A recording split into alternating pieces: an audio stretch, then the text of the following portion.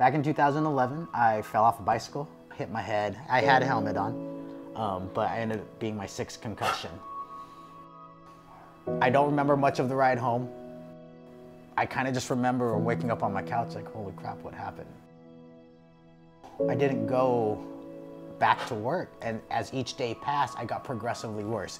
It got so bad that I lost the ability to tie my shoe. I ended up having to see a speech therapist, occupational therapist, and a physical therapist all at the same time. On top of all that, when you've had multiple concussions, you had to see a psychologist. Not that I was ever suicidal, but I was in a pretty dark spot. So my therapist told me to get a dog, and I looked at her, and I argued with her a lot, partly because I didn't want to be there. So I'm here from my head, and you're telling me to get a dog because you think picking up dog shit is going to help my life. And she said, no, I think if you have something to take care of, you'll stop feeling sorry for yourself. Straight up. So I told her this is the worst piece of advice anyone's ever given me, but thank you. And so I left. A couple hours later, my best friend of 20 years comes knocking on my door with a picture of a 6-month-old Pitbull. And she says, you know anyone that wants this dog? And I was like, no. At that moment, I hear the little voice, you know, the little voice in your head, who happened to be my neuropsychologist at the time. You need a dog. And I'm looking at my best friend thinking, holy crap, I haven't told her, I didn't tell her what my psychologist said. So I was like, ooh, this must be a sign. Right? So I was like, fine, I'll take the dog. I'll take the damn dog. She's all good. We're picking her up tonight at 7. I'm like, what? And she's like, yeah. She's like, I told her, I knew you'd say yes. And I was like, crap. So I get this dog. We go pick up this dog. It's a 6-month-old Pitbull, Penny Lane, right? I still have her. She's still here. She... Yes, we'll get to you in a minute, dude. I have to tell Penny's story. So, I have this 40-pound, 6-month-old pit. Not big. But in my mind, this dog was like 100 pounds, right? And she's growling at everyone, and she's lunging at kids. Like, it's just, I was like, this is the worst thing I've ever done. I didn't know what to do, right? Felt like everyone was staring at me, and I was like, holy crap, I have a pit bull, and this dog wants to kill everyone. Maybe everyone's right. Giving her up wasn't an option. Right? Just wasn't an option. I grew up in a family, the dogs fought, the dogs tore up the couch, the dogs peed in the, whatever. My family didn't give up dogs. Just wasn't an option. So I hired a trainer.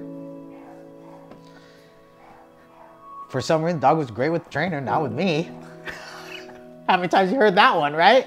So I'm like, okay, so the dog does great like once a week. It's awesome, right? But everything I'm trying to do that he's teaching me is just not working, you know?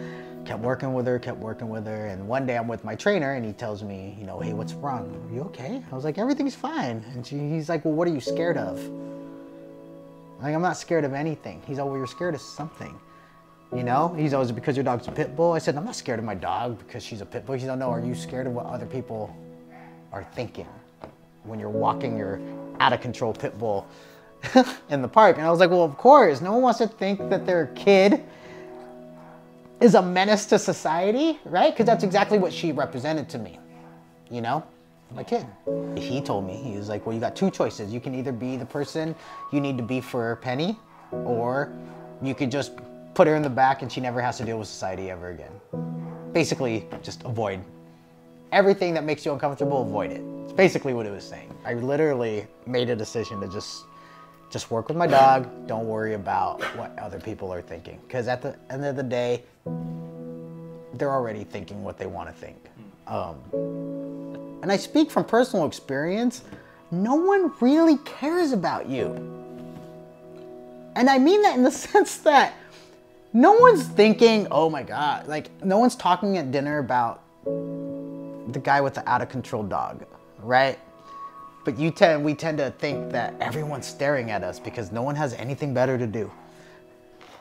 Okay? And so we make a bigger deal of it than it seems. Okay? Like I said, she was 40 pounds. In my mind, she was bigger. Okay? I'm not saying there is no pit bull discrimination. It's out there. I get it. It's out there, but at the same time, they're already thinking what they're thinking. Okay? So I can spend my time trying to change their minds, or I can just work with my dog. Well, you can't do both. In that moment, you can't do both. You can do one thing. So I worked with her and I worked with her and I worked with her every day. So then after a while, I don't know, after a long while, because I'm learning too.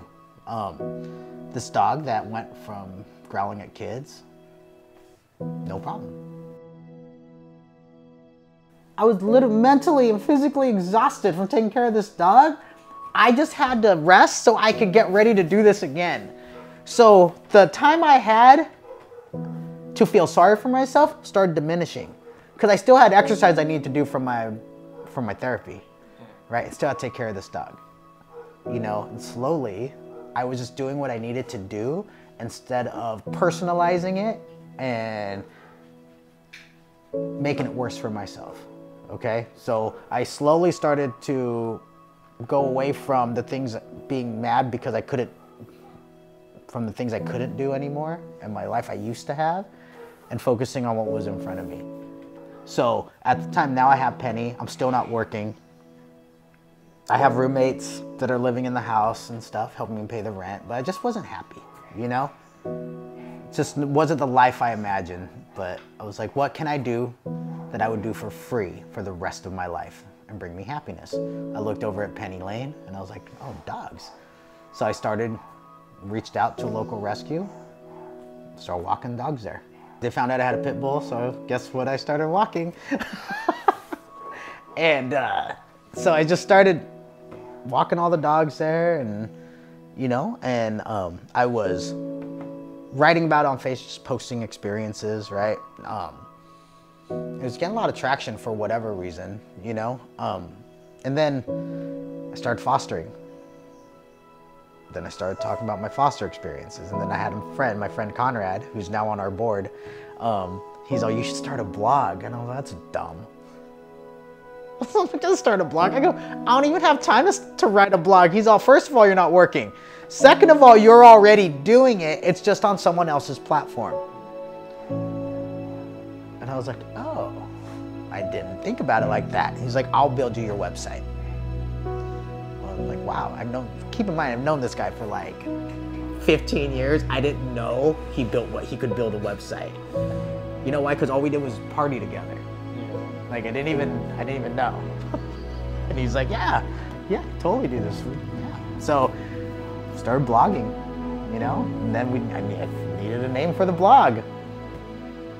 Brainstormed a little bit with my buddy Sip, and I Pity the Bull. That's how it started, and one thing just led to another, you know, and it's still being written. I'm just one of those people that, you know, you make one decision and it just sets off, right, the rest of your life.